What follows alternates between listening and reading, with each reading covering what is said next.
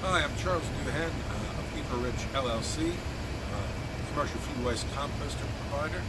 I'm here today with Max Lerner, who is the Sustainability Project Development Coordinator for the New York City Parks Department, the Citywide Services Depot here at Randalls Island in New York City.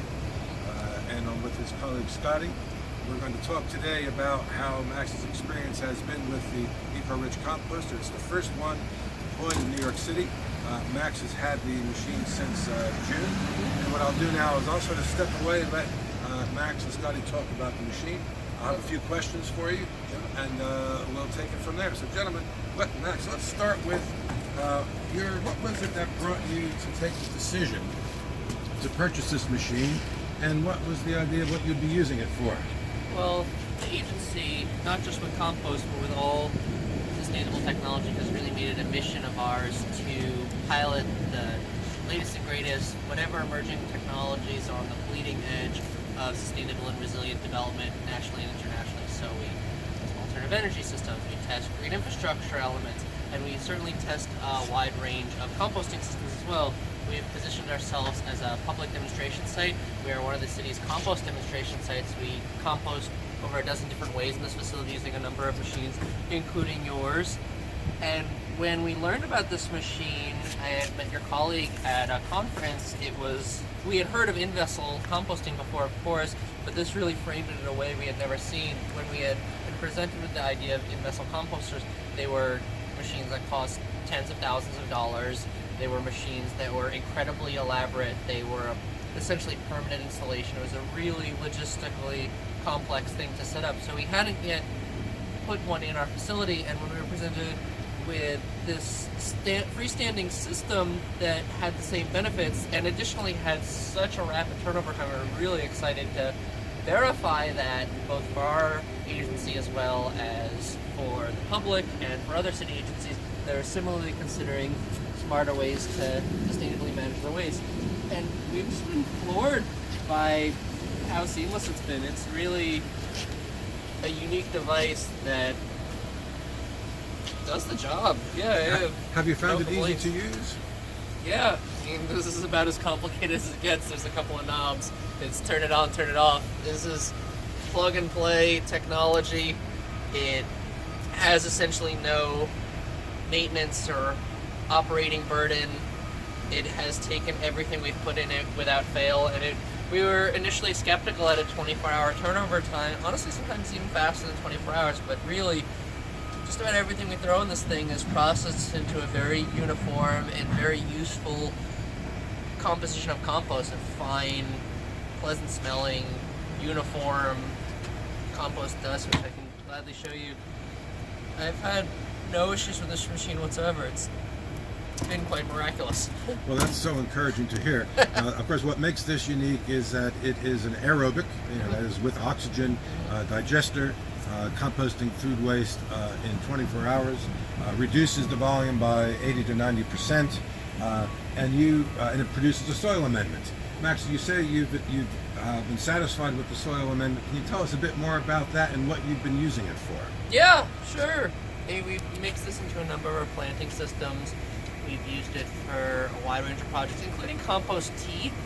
Sometimes we'll make a liquid fertilizer for our plants on systems that are either in locations which aren't easy to excavate, or maybe they have a growing media that isn't easy to quickly remove, or it's too densely planted to really unearth and effectively mix in compost.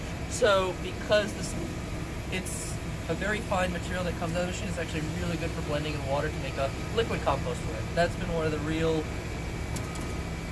unique things we've taken away from this, which has been lovely. Now, Max, you mentioned earlier that you've thrown everything at this composter. Can you talk a little bit more about that? When you say that, it sounds like it's pretty extreme. You've been putting a lot of things in to test it, to see how durable and robust it is? Yeah, I mean, not only this facility, Citywide Services is a facility of 300 permanent staff, plus roughly 100 rotating and seasonal staff, plus constant visitors, people taking tours, people coming off-site for meetings. So we're getting all the things you'd expect in a facility with a lunch hall. We're getting all the food scraps. Some employees can bring food scraps from home. But in addition to that, we're maintaining green infrastructure systems. We're taking care of the lawns. We're taking care of wood scraps, we're taking care of leaf litter, we're taking care of lawn clippings, we're also taking care of interesting odds and ends we get. I'm experimenting with other things as well. I have a bit of bioplastic from this project. I'll try it out in there. We have some larger chip of wood, maybe a branch fell somewhere, we'll try that out. We're removing natives from our system as we winterize, we'll put whole plants in there. We've really done the full gamut of whatever this machine can take, because we were really curious. Once we saw, on paper it made sense. You've taken all the elements of composting. You could do this with any of our systems, but you've taken all of the microbial activity, the aeration, the proper temperature, the actual mixing of the material, keeping the moisture levels correct, all the things you need to get proper compost going, and you fast-tracked them, you've automated them, and in a very controlled environment in this in-vessel system, so it just works so fast. And we were curious to see, like, all right, you have the perfect storm for composting. What can we get through this ringer in this 24-hour period we get? We've been incredibly pleased. Things, by and large, just disappear. We come back the next day and we open it up, and it's a very fine and incredibly uniform dust.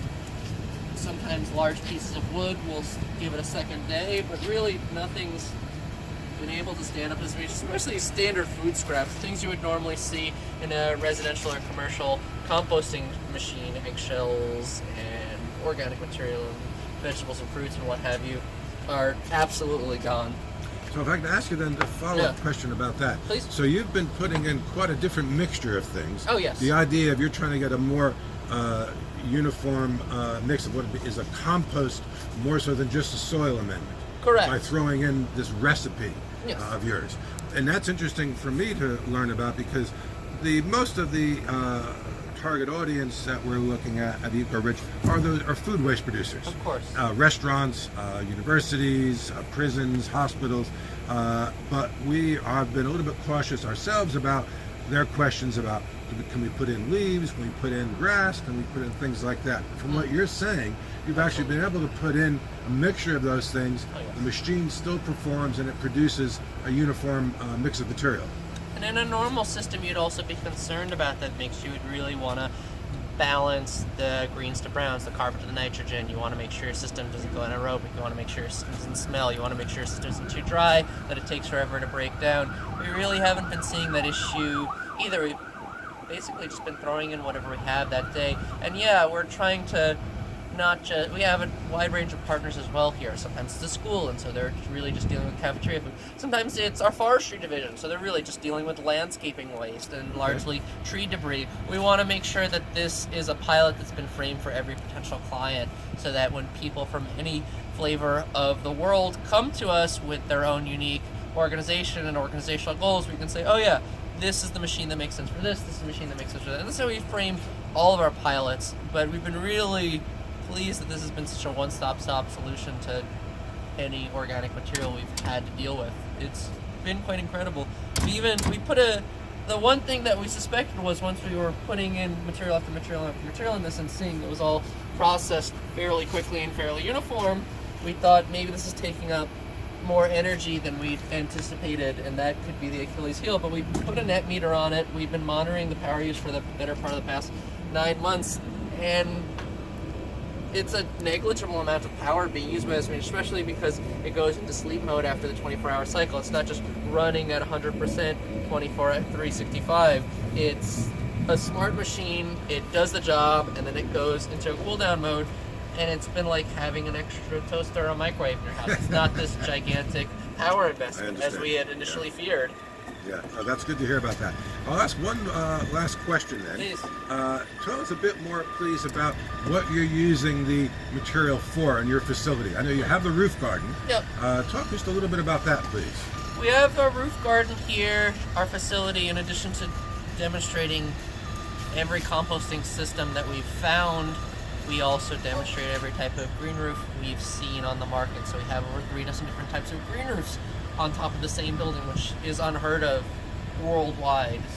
We also similarly want to demonstrate that. So we have a number of native and non-native, and extensive and extensive and ornamental and edible beds of all different sizes and scales upstairs on our facility that we top dress with compost, or we add compost T2 that's been made with the material that comes out of this, as well as just general groundskeeping here. We have several lawns and several tree pits that we're taking care of, and sometimes staff take compost home forward to their desk for their own desk side plants. It's had a really wide application, and we speak, as I mentioned before, we have lots of horticultural divisions within our agency, like forestry and just general groundskeepers, and we want to make sure that they're educated on all the different amendments on the market and all different techniques. So we're always trying to see, well, are we using biochar? What are we enriching our biochar with? Are we using different types of compost? Which ones blend into soil better? Which ones blend into biochar better? So we're giving them these tools as we produce them so that they can also experiment in grander,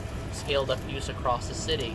The citywide tree pits, in citywide forestry, citywide horticulture, citywide natural areas.